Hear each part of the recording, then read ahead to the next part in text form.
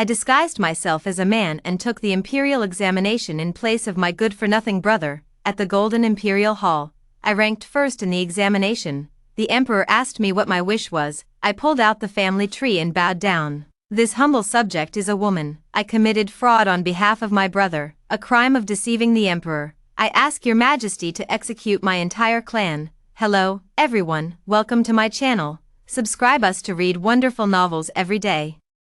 Now the story begins. My mother was extremely strict with me from a young age. She dressed me as my elder brother's page boy, accompanying him to school. He and I were born as a dragon and phoenix pair. His name was Ji Chenyang, and mine was Ji Fuzhao. Fuzhao naturally means to assist Chenyang, my good-for-nothing elder brother. Since childhood, no matter what I did, I excelled in everything compared to him. My mother said I stole my elder brother's fate, which is why I am more intelligent than him.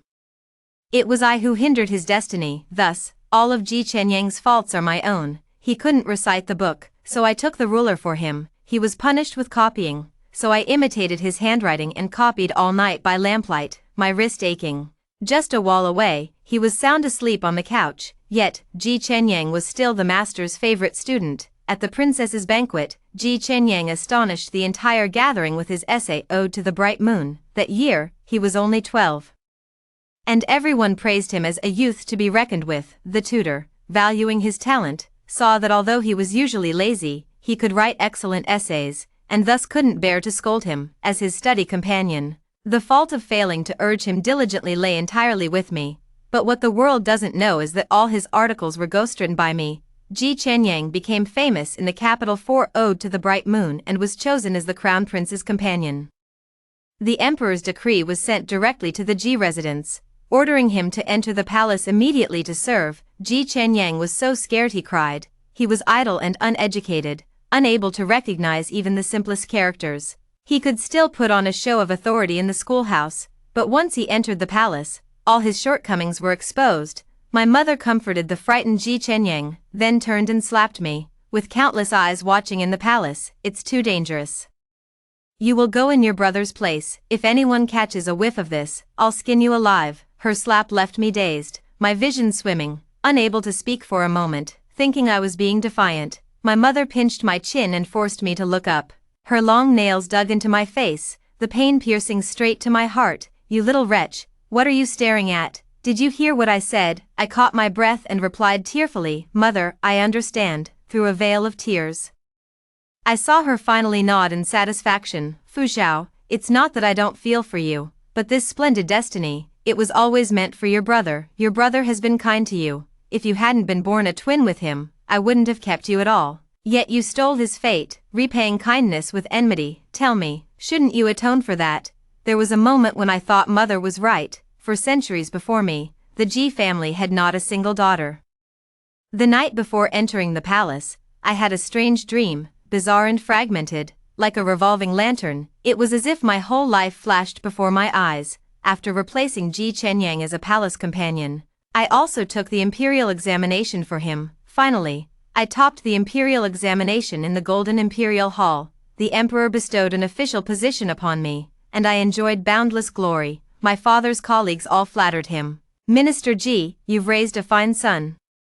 My father grinned from ear to ear. My unworthy son is too frivolous, you all praise him too highly. Chenyang, why haven't you greeted the esteemed lords yet? He slapped my back heavily, like a proud father. Only when I was under my brother's identity would he acknowledge me as his child. That night when we returned to the mansion, my mother even softened her expression towards me, a rare occurrence. On the stone table in the backyard were a few home-cooked dishes my mother had prepared with her own hands. With a gentle expression, my mother served me food, softly urging me to eat more, just like an ordinary mother and daughter from an ordinary family. Yet she didn't know my preferences. The fish she served was all the kind Ji Chenyang loved to eat. I can't stand the fishy smell. Every time I eat it, I end up vomiting, but this is the first time since I can remember that she's served me food. Such rare warmth, I couldn't bring myself to refuse in the moment. I buried my head in my rice, holding my breath as I swallowed the fish. The last memory of that meal was the look in my mother's eyes as she gazed at me, calm yet resolute. When I woke again, everything before me was pitch black. Dazed, I opened my mouth, trying to make a sound, but not a single whisper escaped. Ji Chenyang held the official position I had earned for him. He rose rapidly through the ranks, with a promising future ahead. As for me, my voice was silenced and my eyes blinded by poison from my closest relatives, and I was confined to the back courtyard for my entire life. Everyone knew Ji Chenyang. No one remembers Ji Fuzhao. Ji Chenyang, a cold voice sounded. I suddenly snapped back to reality, only to see the crown prince looking at me expressionlessly. The other study companion whispered a reminder. What are you thinking about so intently? The Grand Tutor has called you 3 times, looking up. The white-haired old Grand Tutor stroked his ruler, his expression displeased. As the Crown Prince's study companion, you are so negligent on your first day of duty, you should be punished. Hold out your hand. I resignedly extended my hand. The next moment, a hand with distinct knuckles gripped the ruler. Grand Tutor, let it go. Before the Grand Tutor could frown, the Crown Prince continued in a calm voice. My study companion, I will discipline myself. He then turned to me. From now on, you will move to the Eastern Palace to live with me. Without my permission, you are not to leave the palace. Not to leave the palace. That means I can legitimately escape the control of the G residence. In that instant, I suddenly realized something was wrong. Everything in the dream was vivid and clear, but in that dream, the Crown Prince never said those words to me. Moreover, the time for me to enter the palace as a study companion has been moved up. Some things seem to have changed. Xiao Lan tapped my head lightly, his tone unexpectedly tinged with helplessness. Zoning out in front of me is one thing, but you'll need to be sharper around others. Never mind. I looked up, stunned. Your Highness. His gaze was deep, carrying emotions I couldn't decipher. Since you are my study companion, I will naturally protect you. Don't be afraid. Xiao Lan seemed to realize something, and his voice abruptly stopped. At that moment, he had no time to conceal it. But I clearly saw the shape of his mouth. He was calling out, Zhao Zhao. In my dream, my first year as a palace companion was not smooth. Xiao Lan was inherently cold and paid little attention to me, his companion. There were many people in the palace who would fawn over the powerful and step on the weak. Seeing that I was not favored by the Crown Prince, they would outwardly obey but inwardly defy me. I've eaten spoiled food and lived in leaky houses. Most of the imperial companions were children of aristocratic families, arrogant and spoiled, and I suffered a lot of bullying, with countless eyes on me. I was afraid of my female identity being exposed, and lived in constant trepidation. Moving to the East Palace to live with the Crown Prince was something that happened much later, but this time, the Crown Prince openly shielded his own, and the matter quickly spread. As soon as classes ended and the Crown Prince left, the other study companions eagerly gathered around to chat with me. We've long heard of young Master Ji's literary fame, and seeing you today is like meeting a celestial being. An honor, an honor. Tomorrow is a day off, Brother Ji. Would you like to join us for an outing outside the palace? The eunuch smiled obsequiously at me. Young Master Ji, if there's anything you need, just give the order. Xiao Lan remained as aloof as ever. He hardly spoke to me, yet always watched me quietly. If I hadn't seen it with my own eyes, I would have thought his call of Zhao Zhao was an illusion. He had given orders beforehand, so I went along with the situation and stayed in the Eastern Palace, never returning to the G residence again. After 3 peaceful months passed, it was time for the Lunar New Year festivities in the 12th month. The study companions all went home one after another, but I was kept by Xiao Lan until New Year's Eve under the pretext of polishing essays. The Ji family's letters, both overt and covert, had urged several times, so frequently that even His Majesty grew curious and inquired. Before Xiao Lan finally released me, he sat beneath the lamp, gazing at me for a long while. Under such prolonged scrutiny, I grew increasingly uneasy. Your Highness, what is it? Xiao Lan looked at me, his gaze deep. After the 15th, remember to return to the palace. I was startled, then smiled, and said, I know. He rubbed his temples, and after a long moment, whispered, if you're unhappy at the G residence these days, then return to the East Palace. I blinked blankly, a little confused. The next moment, I saw him unfasten the white jade pendant from his waist. This is my token.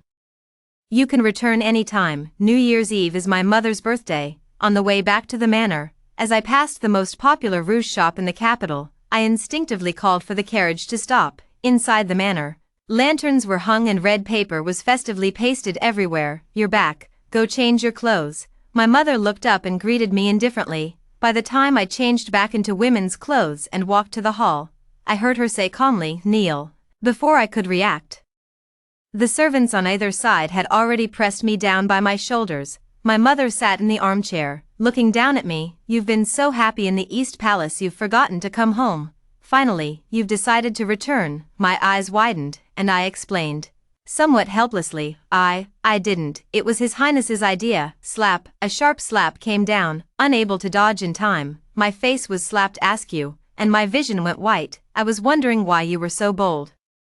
Turns out you've found a powerful backer, Ji Fuzhou. Are you getting too big for your britches?" I covered my face, kneeling awkwardly on the ground. The small box I was clutching fell at her feet. "Oh, let me see, what's this?" She sneered and opened the small box. Seeing the jasmine powder inside, I explained helplessly, "Mother, this is the birthday gift I bought for you. I've been disguised as a boy since childhood, so I don't understand these cosmetics.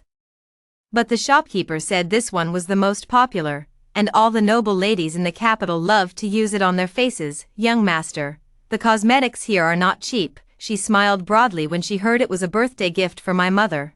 "The young master is so thoughtful, alas, unlike my own troublesome brat. Whose child are you? Why don't I have such a good child?" My mother furiously threw the incense box at me. Suddenly, white incense powder scattered all over my head and face. I lowered my head and coughed violently, only to have my chin grabbed and my face forcibly lifted.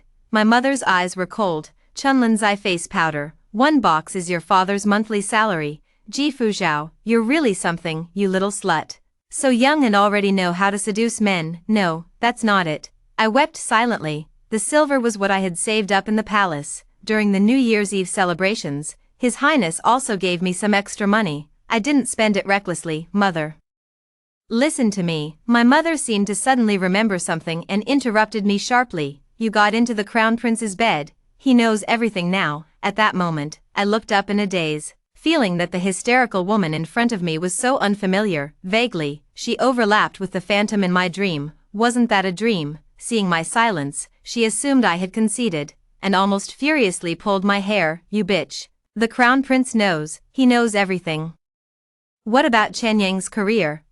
What about my son, Ji Fuzhou? How dare you?" Tears streamed down my face, and I choked as I grabbed her wrist. "I didn't, Mother," I said tearfully. "I wouldn't dare. I didn't seduce the Crown Prince." My mother stared at me for a long time, as if she had finally calmed down. She suddenly stood up and dragged me towards the inner room. "You come with me. I'm going to check myself." I lay on the couch, tears flowing, humiliated yet quiet. My mother, upon confirming my virginity, finally relaxed her expression. "Ji Fuzhou, you'd best never dare." I closed my eyes, desperately suppressing the sob in my throat. "I won't dare again. I shouldn't have held on to any illusions. I was terribly wrong. I'll never dare again." On New Year's Eve, I was punished to kneel in the ancestral hall all night.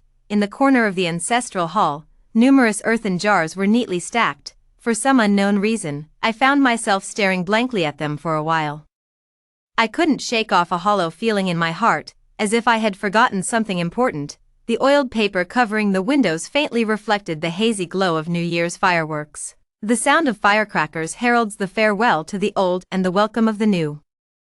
Passing servants whisper among themselves, "Sister Xiaosui, you're the young master's maid. Tell us quickly, what did the young master give to the mistress this year that made her so happy?" "The young master went out for fun last night, got too drunk to remember the mistress's birthday, and after waking up, took a new box of lip rouge from my room, a trinket for 5 coins. It's worthless. Shoo, don't tell anyone. It's the thought that counts. Even if the young master just casually picked a wildflower, the madam would be happy." The winter was bleak and cold, and the blue bricks paving the ancestral hall were chillingly cold. The servant brought a bowl of completely cold dumplings. With my head down, I wolfed them down, suddenly missing the warm candlelight of the Eastern Palace in that moment. 3 days later, disguised as a servant, I accompanied Ji Chenyang to a New Year's banquet. Ji Chenyang was naturally handsome, and the newly tailored crimson brocade robe made him look like a dashing young noble. Only I know how despicable he is behind the scenes. Gambling, visiting brothels, cockfighting, and dog racing, he indulges in every vice of the capital's spoiled young nobles. All that glitters is not gold. As soon as he took his seat, many young ladies from noble families stole glances at him. Ji Chenyang smiled as he fanned himself, then turned to order tea to be poured. When it came time for poetry recitation, he recited the article I had prepared for him in advance, drawing sidelong glances from the crowd once more. Bravo, every word a gem, a masterpiece of writing. Master Ji is truly talented. Brother Ji, are you married? My sister has admired you for a long time. Would you like to meet her? I stood in the shadows behind him, clearly seeing all those envious gazes. Ji Chenyang glanced around, calmly accepting the praise, but when he saw me standing behind him, his expression suddenly darkened. Why are you here? I lowered my head and said, Madam asked me to follow you. He snorted lightly. No need, you can go back, don't let anyone see you. I whispered, but it's very far from the Ji residence here. The road was icy, making it difficult even for carriages to pass. Of course I know, young master. Ji Chenyang lazily lifted his eyelids, his smile malicious. Don't you understand? Young master wants you to walk back. It was late, and there were no other carriages on the road. I made up my mind to hitch a ride with another family's carriage when day broke. I walked slowly through the snow, holding an umbrella. As I passed the alley entrance, I suddenly heard a girl's scream. What are you doing? Let go of me. I paused in my steps. The next moment, a familiar voice sounded, and I froze. Little beauty, why are you so resistant? Do you know who I am? In the alley, Ji Chenyang was tearing at the girl's clothes. Pa, you scoundrel, I don't care who you are.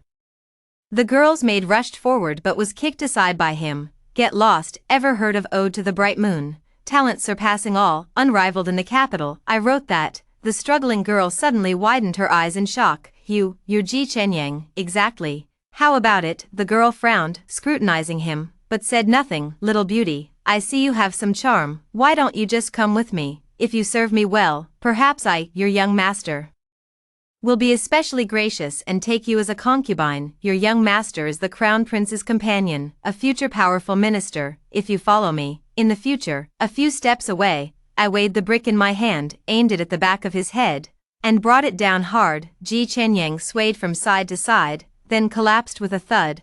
I looked at the disheveled girl in front of me and lowered my voice. What are you waiting for? Run. The young girl was pulled by the maid and ran a few steps, then suddenly turned back to look at me. Before I could react to what she was going to do, she suddenly ran far away. The next day, as soon as I returned to the mansion, I saw Ji Chenyang and my mother in the main hall, both with grim expressions. Madam, elder brother, I bowed, and after a long moment, I heard Ji Chenyang's voice. Where did you go last night? Ji Chenyang had been wronged and was seething with anger. I meekly replied. Didn't my brother say I should walk back by myself? I walked all night, got lost on the way, and just now made it back. Ji Chenyang was left speechless, while my mother, sitting beside him, spoke up displeased. Ji Fuzhao, didn't I tell you to stay close to your brother? Have you grown wings now? Daring to ignore my words, Ji Chenyang finally found an excuse, muttering, Mother, I told you, she's an ungrateful wretch. I obediently knelt down. Madam, I was wrong. My mother sneered.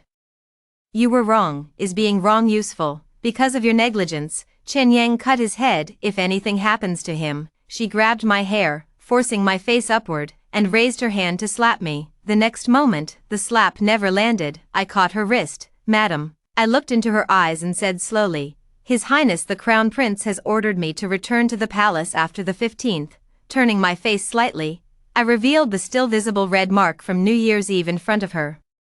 By then, everyone in the palace will see the injury on my face, which might not bode well for my elder brother's reputation. Hearing this, my mother froze for a moment, then lowered her hand. That slap was indeed very harsh. She stared at the lingering swelling on the side of my face and ordered the servants, Go to the storeroom and fetch a box of the green herb ointment bestowed by the palace. I breathed a sigh of relief in my heart and said respectfully, Thank you, madam. My mother glanced at me and suddenly frowned. You, Ji Fuzhao, you'd better not think of any devious schemes. That night, while passing by the main hall, I accidentally overheard the conversation between my mother and Ji Chenyang. Chenyang, tell me honestly, how did you end up with a broken head for no apparent reason? Daughter, I didn't. My mother interrupted him. You have scratches on your arm. Tell me, did you go and flirt with another girl again? After a long pause, Ji Chenyang hung his head in defeat. Yes, daughter, it's all right. they definitely wouldn't dare to speak of such things. A woman's reputation is the most important thing. My mother was silent for a long while. You're right, even if it blows up, I'll make the decision. And you can just live outside as an external mistress, but this can't go on forever, she suddenly sighed. Do you still remember that girl from the Yen family? A few days ago, she threw herself into a well. Ji Chenyang sneered. Isn't that even better? She seduced me first. I was drunk at the time. What else could I do? He said slowly. She's just a slut. I'd find her too dirty to even be a mistress. Seeing my mother remain silent, Ji Chenyang comforted her. Mother, don't worry, I know my limits, but that girl from last night. Mother inquired around and couldn't find out which family she was from. What if? It's nothing, Mother. Ji Chenyang let out a cold laugh. If she's a noble lady from a prominent family, she'll be even easier to control. Losing one's reputation is far more serious than losing one's life. It will utterly destroy you. Even the emperor's daughter will be fine. That Lantern Festival day was my 15th birthday, and also Ji Chenyang's. My parents were very happy, inviting many guests, and all the Ji clan members in the capital came, red and fiery, bustling with excitement, but no one will remember me. I squatted in my secluded little courtyard and cooked a bowl of noodles. Happy birthday, Zhao Zhao. I held the noodle bowl and whispered softly to myself, just as I took a sip of the noodle soup. My mother's maid came running in a panic. Miss, the mistress wants you to dress in men's clothing and hurry to the main hall. I frowned. What happened? The maid's voice trembled. The Crown Prince, His Royal Highness the Crown Prince is here. He specifically asked to see you. As soon as I arrived at the main hall, I saw Xiaolon. He sat coldly in the main seat, while the hosts and guests of the banquet knelt on the floor. Greetings, Your Highness, you're late. Xiaolon looked me up and down, displeasedly tapping the armrest. Just a few days, and you've lost so much weight. Did the Ji family mistreat you? Feeling the sharp gaze from behind me, I smiled and said, Thank you for your concern, Your Highness. The Ji family treats me exceptionally well. Xiaolon let out an "oh," and it was unclear whether he believed it or not. The next moment, he turned to my father. Has the Ministry of Revenue withheld Lord Ji's salary? Why is Chenyang still wearing old clothes on his birthday? My father knelt down nervously. Not daring to speak, Xiaolon chuckled softly. It seems my study companion isn't very well liked. Never mind, I'll take him back to the East Palace today. He rose leisurely and casually gave instructions to the attendant behind him.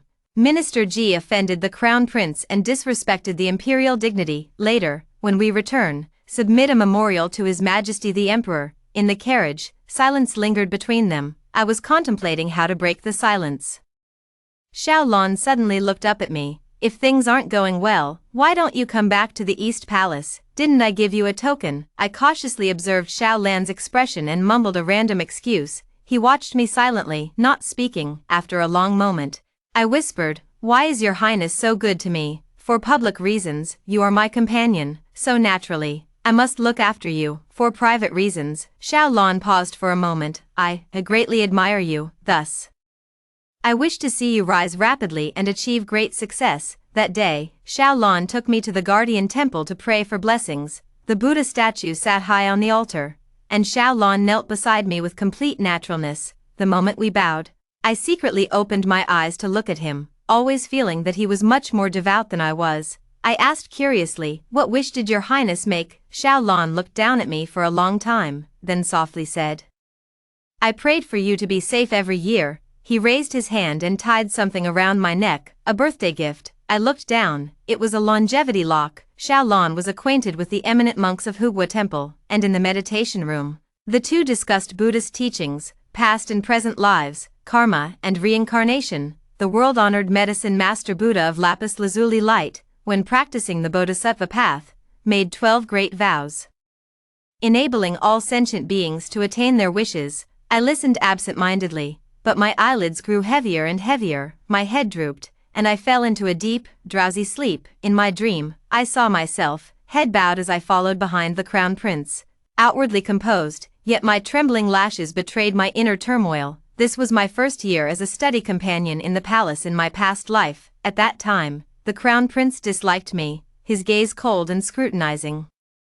Everyone in the palace was a master of manipulation. Seeing the Crown Prince's cold attitude, they secretly played all sorts of tricks on me. That year, my life was not easy. my completed schoolwork always mysteriously disappeared, leading to scolding from the grand tutor. My quilt was soaked, drenched by someone unknown. The turning point came on that day. I was pushed into the Tay Lake, my cotton-padded clothes soaked up water, clinging heavily to my body, unable to swim. I instinctively struggled, choking on mouthfuls of water again and again. The icy lake water rushed into my mouth and nose, and I heard the laughter from the shore. Serves him right, wasn't he so impressive? Once he's in the palace, let's see who dares to shield him. Shield him from what? I was lost in thought. This is what the grand tutor meant by a beast in human clothing. Pretending to be humble and obedient in the palace, but outside, you show your true colors, violating dozens of women. Ji Chenyang. You're still putting on an act with us. Do you still remember Di Nyang? She drowned herself in the lake the night before last. You deserve to die. I suddenly opened my eyes wide. I had heard a little about Ji Chenyang's various actions outside the palace. I only knew him to be frivolous and dissolute, yet I never realized, in an instant, all the causes and consequences seemed to be strung together by a single thread: the crown prince's aloofness and scrutiny. The inexplicable hatred from the study companion. I struggled desperately, but couldn't resist the sinking momentum. The next moment, the curses from the shore fell silent. The crowd knelt obediently on the ground, struggling to lift my gaze.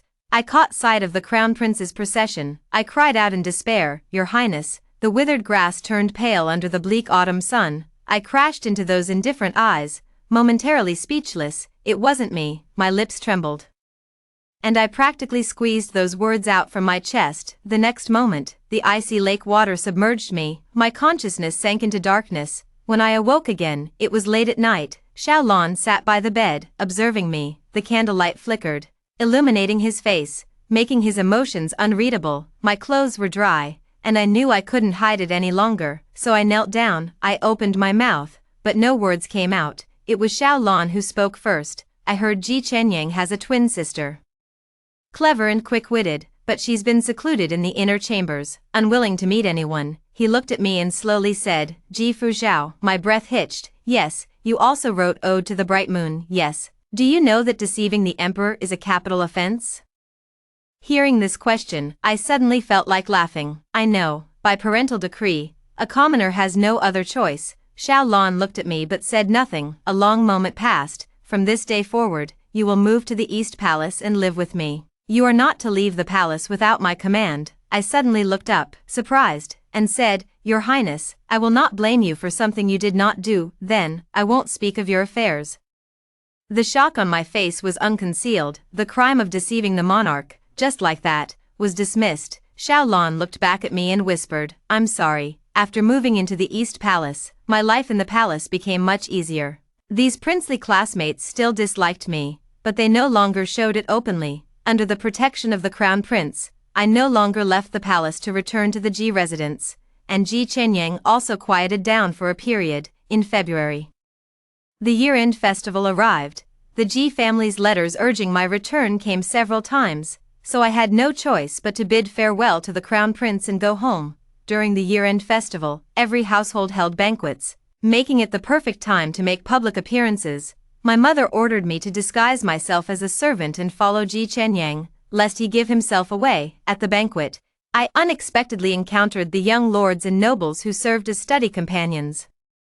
Ji Chenyang wanted to go and curry favor with them. I quietly tried to stop him, but he paid no heed. "Ji Fuzhao," he sneered, gripping my chin, "you wretched woman, can't stand to see me doing well, can you?" The eldest son of the left minister, the young marquis of the loyal and brave marquis estate, the noble young masters from prestigious families. "You've been studying in the palace for months. Why haven't you befriended a single one?" I opened my mouth, about to remind him. Ji Chenyang's face darkened as he cut me off. "Enough. Do you know it was supposed to be me who entered the palace as a study companion?" I was speechless, choking back tears, when I saw him approach with a wine cup to strike up a conversation. Naturally, he gained no favor. Under the crown prince's protection, they couldn't trouble me, leaving them seething with pent-up frustration. I quietly pondered, and the next moment, I saw a group of people, who had been laughing and chatting, suddenly turn cold when they saw Ji Chenyang. Ji Chenyang, not understanding why, offered a conciliatory smile. "It's been a few days, and I've missed you all dearly. How are you, gentlemen?" The few of them exchanged glances. Ji Chenyang. The one who spoke was the eldest son of the left chancellor, Cheng Xiaoyu. He was the study companion of the third prince and held considerable influence among the palace's study companions. At that moment, he frowned slightly and gave Ji Chenyang a thorough once-over. "Did you hit your head or something?" Ji Chenyang had been pampered and spoiled since childhood, always the one being fawned over wherever he went. He had never encountered such a situation before. He froze for a moment, then tentatively asked, "Brother Cheng, are you in a bad mood today? I wonder what I did to upset Brother Cheng." Cheng Xiaoyu gave him a few more glances and sneered, "As for me, today I saw a wild dog in heat everywhere, and I'm indeed in a bad mood." He suddenly grabbed Ji Chenyang by the collar. Ji Chenyang stumbled forward a few steps from the pull. "His Highness brought you back to the Eastern Palace, so there's nothing I can do to you. Now that we're outside the palace, how dare you come flaunting your power before me?" His gaze fell on the wine cup in Ji Chenyang's hand. "I heard you enjoy humiliating women with your little game of drinking from embroidered shoes." Ji Chenyang's face turned deathly pale. I, how despicable." Ji Chenyang. Cheng Xiaoyu smiled. "In the palace, I truly wouldn't dare to do anything to you. But outside the palace, Ji Chenyang, you'd better keep your tail between your legs. If you happen to run into me." He took the wine cup from Ji Chenyang's hand and flung it, splashing it all over his face and head. Feeling utterly wronged, Ji Chenyang slunk back home to complain. Upon hearing the whole story, "My mother flew into a rage and was about to hit me. Didn't I tell you to keep an eye on your brother? Did you just stand by and watch your brother being bullied on purpose?" At that very moment, a servant came to report that the Crown Prince's carriage had stopped outside the mansion to take me back to the palace. My mother's raised hand paused mid-slap. When it came down again, she gently stroked my hair instead. "Fuzhao, your mother loves you so much. All she asked was for you to take good care of your brother. Why can't you even do that? Is this how you repay your mother?" She was so angry that she pinched my thigh hard, a small punishment to serve as a warning. "Your mother isn't a fool. Only when your brother is doing well can you do well." She suddenly and gently caressed the bleeding pinch mark. "You must understand mother's painstaking efforts. Do you know?" Inside the carriage, Xiao Lan and I sat facing each other. He had clearly heard about today's events, his gaze resting on me with an inscrutable meaning. In the silence, I suddenly spoke up. "Your Highness is well read. Could you enlighten me?" The skin beneath my robe, where I had been pinched, throbbed with a dull ache. I looked up helplessly, my expression somewhat bewildered. The ancients said, "Alas for the toil of parents in bringing up children," they said. "Pity the hearts of parents everywhere," they also said. "If parents truly love their children, they plan for their long-term future. But why can't I feel love? Why does my mother keep saying she loves me, yet all I feel is pain? Why does my brother, who does nothing, receive everyone's affection?" Xiao Lan looked at me and said nothing. Just when I thought he wouldn't answer again, I heard a sigh. Parental love is inherently a rare thing. If you don't feel it, it's not there. A kind father, a filial son. Xiao Lan's gaze was calm. "If the father is not kind, the son will not be filial." Meeting my stunned gaze, he raised his hand and tapped my head. "You read so well normally. Why do you always get stuck in a dead end when you encounter a simple problem? Are you sometimes smart and sometimes not?" As he spoke these words, I suddenly remembered the night when Ji Chenyang became famous in the capital for Ode to the Bright Moon. My mother was overjoyed and personally made me a bowl of plain noodles. She sat across from me with a kind and pleasant expression, her eyes and the corners of her mouth brimming with smiles. "Fuzhao, you've done well. Mother didn't raise you in vain." Easier said than done. At that moment, I knew I would never be able to let it go in this lifetime. I still yearned for that bowl of plain noodles, even though I knew it was feigned affection. A bottomless abyss. 3 years later, I topped the imperial examination, and the emperor granted me an official post in the Golden Luan Hall. During that time, the northern frontier was in urgent crisis, and the crown prince personally went to the front lines to oversee the army. Before leaving the capital, Xiao Lan specifically instructed me not to return to the Ji residence but to wait for him at the Eastern Palace. "Stay in the Eastern Palace, Zhao. I will resolve your matters. You possess extraordinary talent capable of governing the world. Would you be willing to share the throne with me?" I said, "All right," but when the palace attendant announced that the Ji family's carriage was waiting at the palace gate to take me home, "Young master, Hurry and leave, Lord Ji and his wife are waiting. I hesitantly asked, Mom and Dad are both here. The palace attendant who announced them nodded. Yes, you didn't see it, young master. Madam was smiling like a flower, so proud. I was still swayed, perhaps, just for that bowl of plain noodles, for that phrase, Fu Xiao, well done. Parental love for children may not be innate, but a child's natural attachment to their parents, longing for familial bonds, and craving for love are unchangeable. A child's love for their parents is destiny, an inescapable bond of the heart. I'm already on the edge of a cliff, yet I still can't learn to hate. One misstep, and it's a plunge into the abyss of utter destruction. Later, I was drugged mute, poisoned blind, and locked in the backyard of the G residence. In a daze, I lost track of time, unaware of what year it was, yet they still feared I might cause trouble or leak information to the outside world. So they severed my tendons and planned to sell me to a rural family. I knelt before my mother, clutching the hem of her skirt, and kowtowed repeatedly. A low moan of awe escaped from the throat. Please, Mother, I beg you, I'll be good. I'll stay obediently with the G family until I die. I won't say anything. I won't do anything to harm my brother. No, don't sell me to someone else, please, I beg you. My mother casually kicks me aside. Then it's settled. Hurry up, tomorrow. You can take her away. The indifferent voice suddenly brightened the next moment. Oh, Chen Yang is back. Quickly, please come to the main hall. Why did you come back so late today? My son must be exhausted. Xiaosui. Tell the kitchen to stew another nourishing soup. I listened in a daze, then suddenly burst into laughter. A broken, hoarse voice spilled from my ruined throat, one sound after another, eerie and terrifying. By the time the Crown Prince found me, I was already on the verge of death, tortured beyond recognition. The wooden door was violently broken open, and I heard hurried footsteps, one step, another, then a pause, as if afraid to recognize. The next moment, my body felt weightless. I was pulled into someone's embrace. The gentle aura like a dream of bygone days made me shed tears in a daze. It's my highness, he came for me. I struggled to push him away, as if in companionable study. I bowed to him. I'm sorry. We had clearly agreed to read 10,000 books together, to write strategies for national peace for you, to stand with you atop the highest tower, watching the world in perfect order. But now, I am utterly useless. I broke my promise. Xiao Lan trembled as he helped me up. Zhao Zhao. I tugged at his sleeve and opened my mouth. From a ruined throat, a few hoarse sobs escaped. What do you want? What do you want? Write it on my hand, and I'll do it all for you. Okay. I trembled, using the only remaining, liftable left hand. In his palm, stroke by stroke, I wrote, I want to die. The next moment, I was forcibly pulled away, becoming that detached third-person perspective. I saw myself in Xiaolan's arms, gradually breathing my last. Xiaolan held me.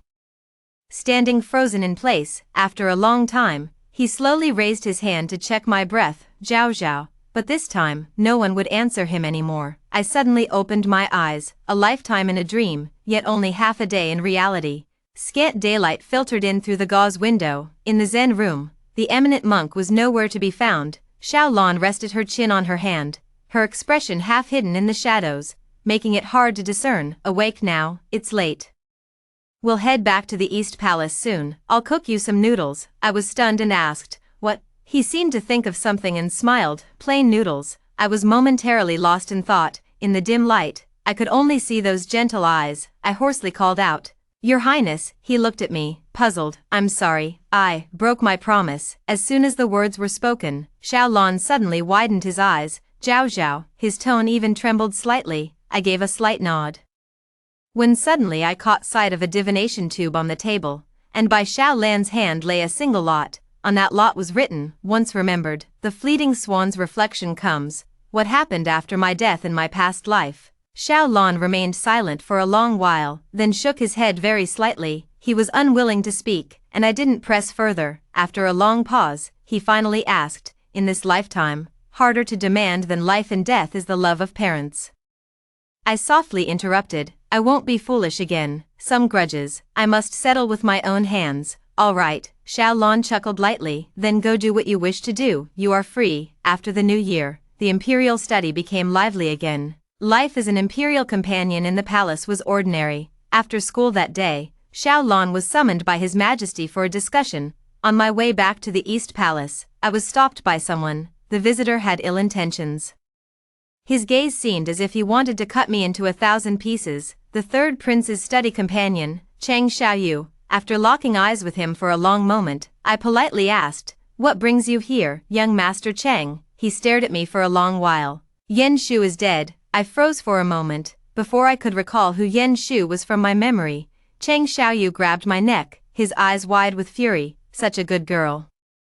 How could she suddenly stop eating and drinking and throw herself into a well? Ji Chenyang, was it you? In a flash, I recalled that distant conversation I had once overheard. Do you still remember that girl from the Yen family, a few days ago? She threw herself into a well. Isn't that better? She seduced me first. I was drunk at the time. What else could I do? She's just a slut. I wouldn't even want her as a mistress. She's too dirty. I struggled to pry his tightening hand away. Miss Yen, who is she to you? Chang Xiaoyu sneered. Childhood sweethearts, innocent and inseparable. He pulled something from his embrace and threw it forcefully in front of me. When I saw it clearly, my pupils constricted. It was a brocade belt, with the characters Chen Yang embroidered in a hidden pattern on the inside.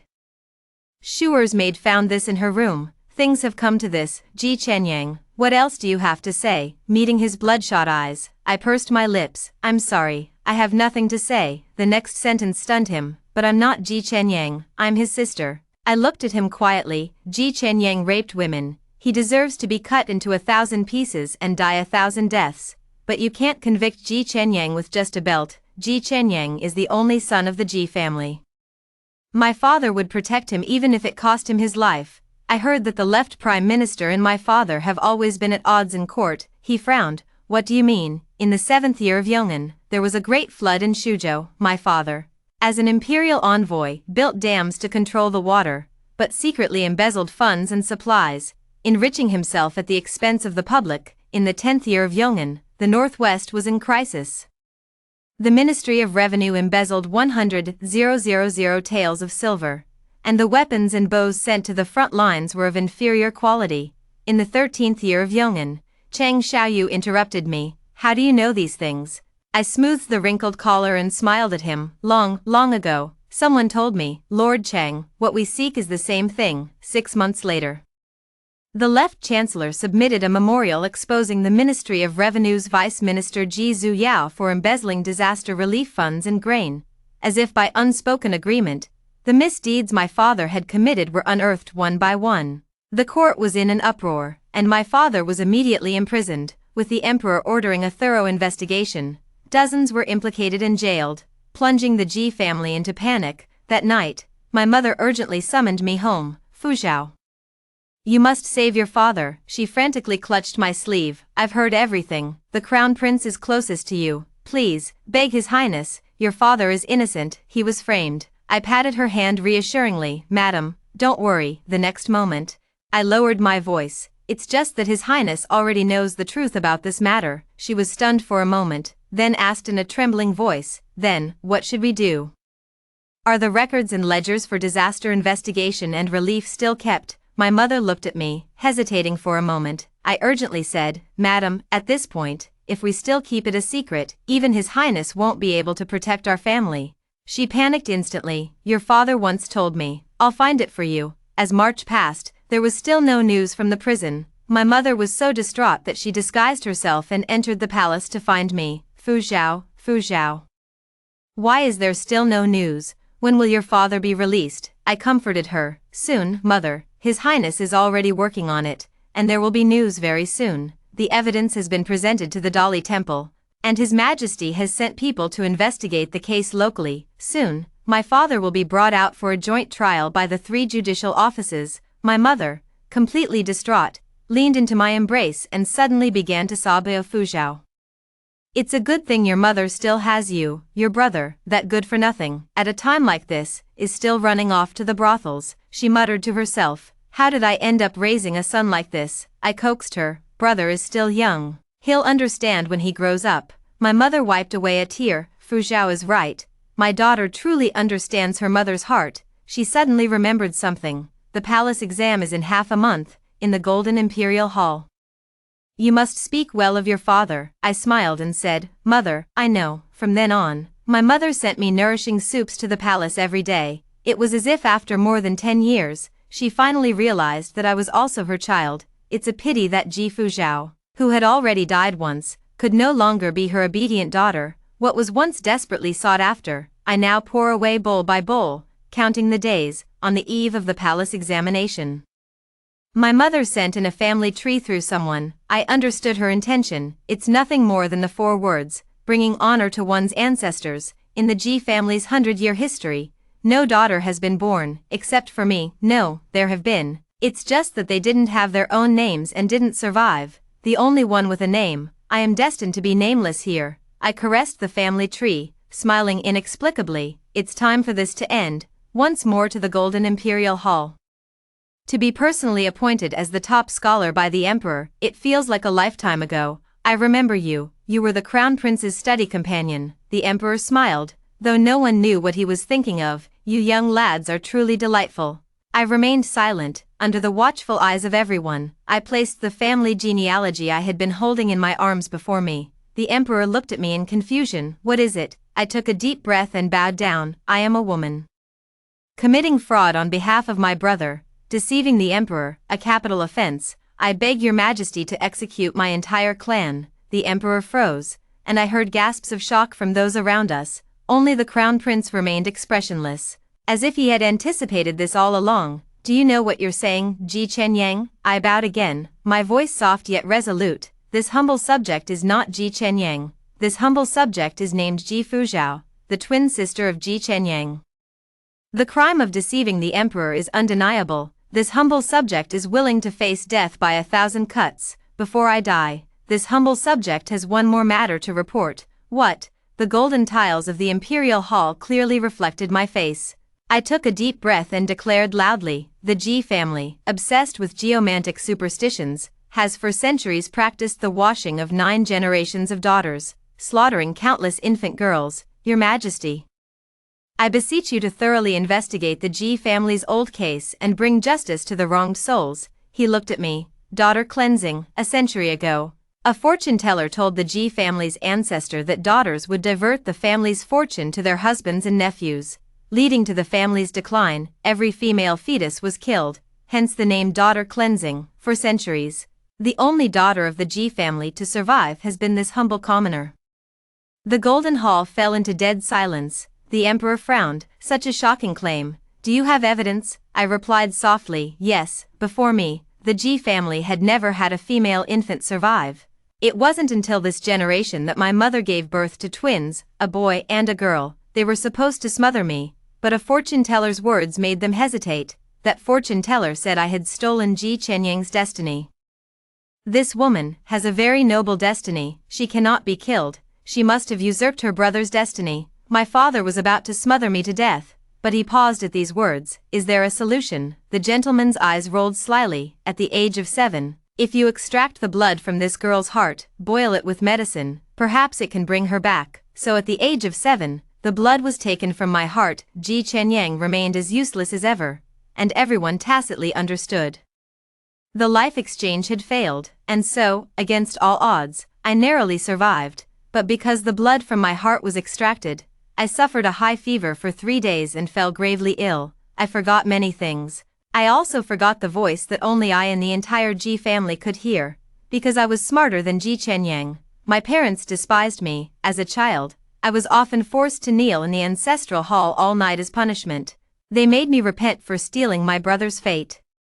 The ancestral hall was eerie and gloomy. A half-burned red candle flickers dimly, filling the room with devouring shadows. It feels as if one careless moment could lead to being swallowed whole, yet I'm not afraid at all, because I can always hear many voices, light and delicate, like a very small girl. Zhao Zhao, they're all lying to you. Who's lying to me? Your father, mother, elder brother, everyone in the Ji household.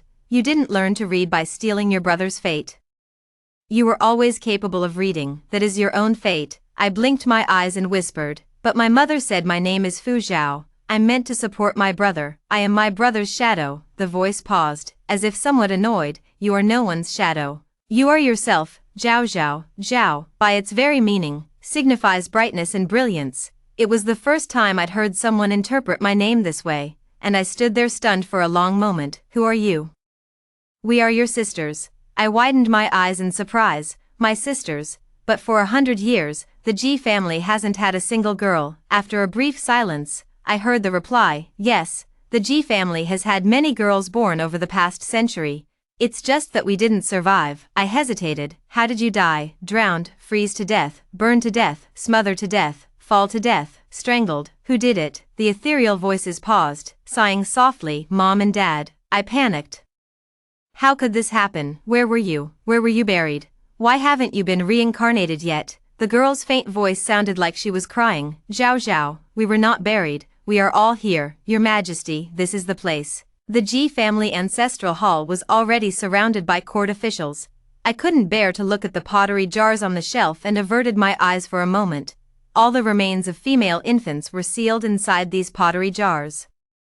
The G family feared vengeance from the dead baby girls, thus, they sealed the remains in jars to prevent their spirits from resting in peace. The emperor pondered for a moment. Open them. That day, hundreds of sealed clay urns in the G family's ancestral hall were all opened. The infant girls, who had died shortly after birth, had bones that were all slender and delicate. Everyone was shocked. In an instant, the sounds only I could hear filled the entire ancestral hall, wailing and sobbing. They were crying. I wasn't afraid, lost in thought as I gazed at the chilling white bones. They were not me, but isn't it really? I closed my eyes for a moment and whispered, leave everything to me, go back. As soon as the words fell, the baby girl's faint cries dispersed. In an instant, the wind howled, and the leaves outside the ancestral hall rustled, like the footsteps of spirits. I know they're still waiting for me to say something. I swear to you, this life shall be radiant and splendid. Never to be anyone's shadow. Go back now. The rustling of leaves grows louder, like an unending downpour through the years. Voices from all directions merged into one, as light as a sigh. Zhao Zhao, take care. I knew this was the last time I would ever hear this voice in my lifetime. I clenched my teeth, yet tears suddenly fell. Travel safely. The case of the G family's maidservant shocked the court and the public, astonishing the entire world, at the same time. An unexpected person beat the drum outside the yamen to air a grievance. That person was Princess Onping, Xiao Chang'e, the emperor's most beloved youngest daughter. The commotion startled the emperor, and the yamen's entrance was immediately swarmed by a crowd. I accused Ji Chenyang, son of the Minister of Personnel, of raping a woman. A weak voice came from the yamen. Are there any witnesses? Xiao Chang'e raised an eyebrow. Me. A collective gasp escaped from everyone present. I stood outside the crowd, stunned, until my eyes fell on that face, and suddenly, I remembered who she was. The girl Ji Chenyang had publicly molested during the New Year festival. So long ago. Your Highness, come down quickly. His Majesty has ordered you to return first. She raised her hand and struck the drum heavily. The drums thundered, instantly drowning out the human voices. In the corner, whispers still emerged. She's a princess of the heavenly family, yet so ill-mannered. Her reputation is ruined in front of everyone. Who would dare marry her now? Xiao Chang'e spat. What is reputation, you pedantic scholars? Don't even think about threatening me with your so-called reputation. I don't care. She raised her eyes, a smile playing on her lips. Ji Chenyang, with his audacious courage, saw my body. His eyes should have been gouged out, instead of blaming me for why I let him see it. Understand, offending the dignity of the imperial family. He deserves to be cut into 1,000 pieces. His death is not to be regretted. Through the crowd, Xiao Chang'e saw my stunned face. Her smile was radiant, like the morning sun. Zhao Zhao, this is a gift from me to you. Do you like it? No need to thank me. I hate owing favors, so consider this repayment for that brick you threw. Upon hearing this, the emperor was furious. Ji Chenyang didn't even wait for the autumn assizes. The execution was carried out that very day. That day, I returned from the West Market and made a trip back to the G residence. Those involved in the washing women case from the G residence were successively imprisoned and are now under strict guard. Madam, I smiled and spoke, as if discussing some trivial household matter. You taught Ji Chenyang to shift all the blame onto you, didn't you? He truly is your devoted son. Do you know what he was shouting at the execution ground? Before the blade even fell, he wet himself in terror, crying out repeatedly, it wasn't me, it wasn't me, it was my mother who ordered it. I beg you, spare me, kill my mother instead, kill my mother. She hung her head, not responding. I paid no mind, as a servant behind me presented a box. I specifically had the executioner cut it out. Madam, won't you open it and take a look? the lid opened, revealing a heart. My mother's eyes instantly widened as she murmured, "What is this, you?" She stared at me fixedly, the hatred in her eyes almost tangible. "Where is my Chen Yang? What have you done to him?" I laughed. "It's right here. This is the apple of your eye, the true apple of your eye. Can't you recognize it?" My mother stared blankly at the bloody heart in the box.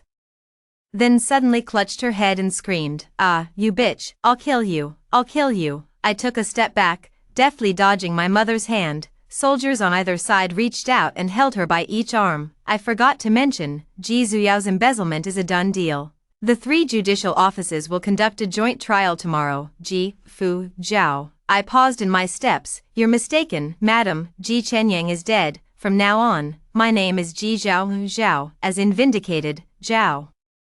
As in justice, Zhao, as in clear as day." In the moment I turned away, my mother hurled the most vicious curses at me. I had long grown accustomed to it, yet in that instant, so many memories came flooding back. At the age of 3, Ji Chenyang pushed me into a muddy swamp. I sank deeper into the mire, my cries slurred and indistinct. "Mother, mother, save me." MMPH, mud flooded my mouth and nose, nearly suffocating me. She glanced at me with disgust, then lowered her head to dote on Ji Chenyang in her arms. At the age of 7, they carved out my heart's blood to exchange fates for Ji Chenyang. My limbs were tightly bound as the knife sliced open my chest. I thought of the pigs and sheep awaiting slaughter at the market, but none were as despairing as I. I cried out in pain, "Mother, it hurts so much." At that time, she was in the next room, fanning the sleeping Ji Chenyang on the small bed. Hearing my cries, she ordered someone to gag me. "Make that little wench shut up. Can't you see Chenyang is asleep?" When I was 12, Ji Chenyang made a name for himself in the capital with my articles. My mother would praise me to everyone she met. "A moonlit ode is so well written. Truly my son." But later, when Ji Chenyang was chosen as a study companion because of his undeserved reputation, she coaxed the crying Ji Chenyang, then turned and slapped me. "Look at this nonsense you've written. There are countless eyes watching in the palace. It's too dangerous. You'll go in your brother's place. If anyone catches even a hint of suspicion, I'll skin you alive." Yes, countless eyes are watching in the palace. Open attacks and hidden dangers. Crises lurk everywhere. She clearly knew. When I was 20, I topped the imperial examination and was granted an official position by the emperor. The crown prince told me not to return to the Ji residence, but to stay in the East Palace. I knew it was a trap, but I went anyway. Freedom was just one step away, but for that tiny bit of false love, I still wagged my tail and begged like a dog. In the end, they drugged my voice silent, blinded my eyes, and severed my tendons. Sold to rural households, kept alongside pigs and dogs. In truth, it's far worse than that. There's so much more, so very much more. Compared to them, I've never been quite so heartless. Not until life is lost does one learn the lesson. Yet to be able to hate thoroughly is also a kind of blessing. I won't be trapped in old people and old matters anymore. 1 step, 2 steps. I untied the ribbon from my hair and took off my shoes and socks. Then came my belt, outer robe, inner garment, and skirt. One by one, they fell to the ground until I was left with only my undergarment. I raised my hand, and the dagger neatly severed my long hair. Black hair scattered in the air as I stepped barefoot over the threshold of the Ji residence. In this life, all ties are severed, never to be entwined again. No need to look back on the past. The sun and moon shine bright. Move forward. Members of the Ji family were imprisoned one after another. Yet His Majesty pardoned me for the crime of deceiving the sovereign, Ji Zhao. "What do you want?" In the Golden Luan Hall, he instead sought to reward me. The pale bones of the infant girl in the Ji family ancestral hall had already been buried with solemn rites. But in this land of Kyushu, there are countless new bones and the cries of infant spirits. I bowed deeply. "I beg your Majesty to break old customs, establish new laws, and open schools for women. I pray that there will be no female infants in the abandoned infant towers, and that skirts will be seen in the schools." I close my eyes, bow deeply once more, each word dripping with blood. "I pray for the freedom of all women under heaven." Xiaolon side story, once remembered, the grace of a swan reflected in water. Xiaolon first met Ji Fuzhao in the autumn of the 10th year of Yong'an. At that time, she still went by the name Ji Chenyang. Under the autumn sun, the half-grown boy stood somewhat awkwardly before him, smiling as he looked up and called out, "Your Highness." Those eyes were as bright as stars, ode to stars, morning sun, and bright moon. Xiao Lan inexplicably thought, they actually make quite a good match. Ji Chenyang returns to the Ji residence every month during his rest days. Every time he returned, there were many more rumors and gossip about him circulating in the streets, flirting with women, frequenting brothels, and indulging in cockfighting and dog racing. His study companion, who appeared upright and proper, how could he possibly engage in such activities? Xiao Lan couldn't make sense of it no matter how much he thought, until that day, Ji Chenyang was teased and fell into the water. In the dim autumn sun, he saw those desolate eyes. He jumped into the lake to rescue her and finally understood why. She wasn't Ji Chenyang at all. Xiao Lan subtly observed Ji Fuzhao. The longer they spent together, the more she found herself unable to bear it. Such a brilliant and talented young man should not have to live this way. At a banquet, Xiao Lan met Ji Fuzhao, head bowed, disguised as a servant, following behind her brother, like a shadow, a pearl lost in the ocean, unnoticed by anyone. It doesn't matter. Xiao Lan thought in silence.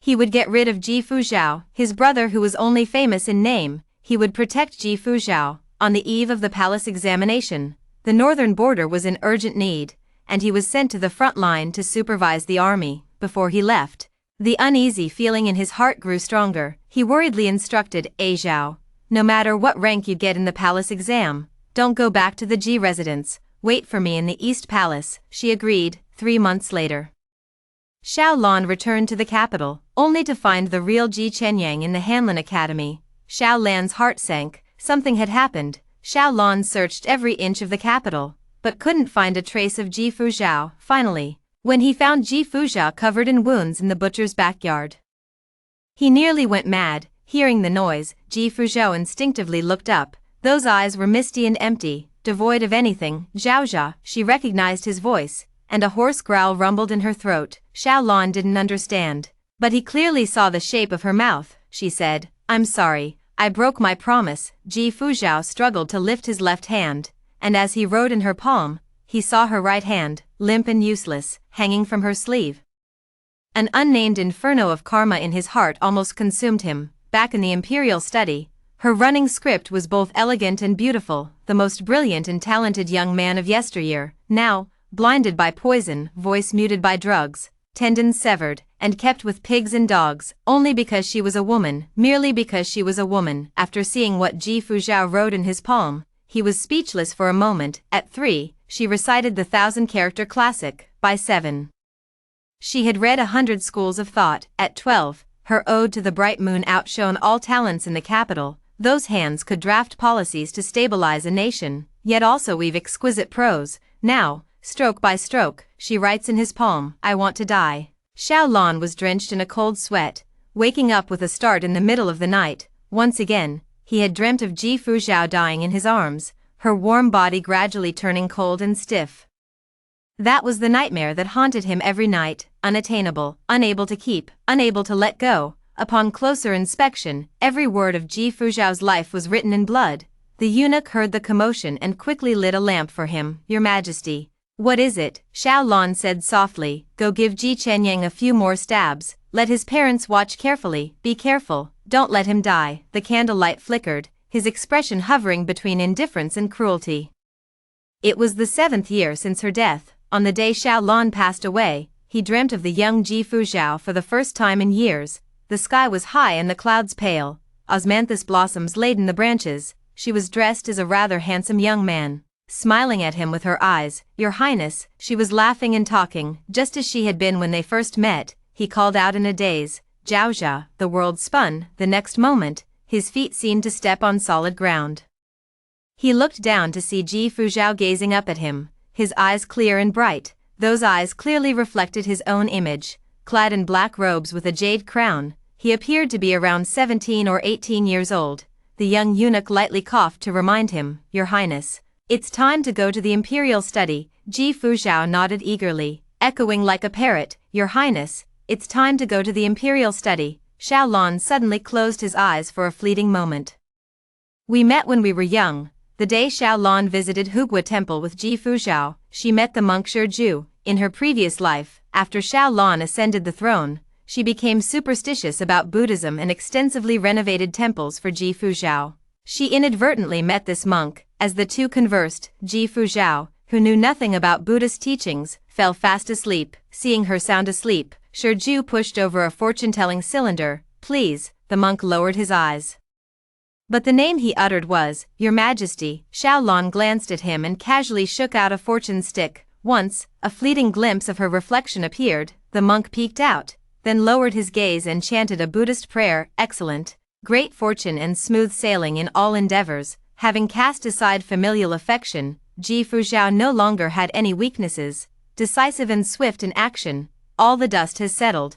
On the day Ji Zhao bid him farewell, the spring branches in the capital were just budding. "Your Highness, I'm leaving. She is going on a long journey." Xiaolon smiled and said, "Go ahead, Zhao Zhao, have a safe trip, until we meet again." Ji Zhao rode away in red, gradually disappearing into the distance. Xiaolan's gaze remained fixed on the small, moving black, until it vanished completely from sight. "Since your Highness is fond of Ji the study companion, why not ask her to stay? She is a free bird, not a caged bird of mine. Your Highness is the future master of the land. All things under heaven are within your grasp." "No." The young prince smiled and shook his head. "If I were to selfishly confine her within these palace walls, how would I be any different from those she despises? I hold the reins of this land. As long as I live, she is free to pursue whatever her heart desires. No one can harm her, no one can stand in her way," the attendant whispered. "And what about your Highness? What is your Highness's wish?" Xiaolon pondered seriously before answering. To be remembered alongside her in history, she was the top scholar in the 15th year of Yong'an, overturning old cases, establishing schools for women. Dazzling with extraordinary talent, posterity will forever remember her name. "I am the crown prince of the Yong'an dynasty, the prince she once tutored. No more being a tyrant from now on. Work hard to be a normal emperor. It's not necessary to fit everything on one page. Let her be the crown princess, let her be the empress, clearly brilliant and extraordinary, yet always overshadowed by his name. With just a few strokes, how much grievance is conveyed." Xiaolon gazed absently at the birds perched on the palace eaves, as if recalling something. He smiled faintly. She ought to be free. Every year Ji Zhaoyuan traveled, he would receive letters from Xiaolon, just a few words. The first line urged her to eat well. The last line spoke of enduring remembrance. The end.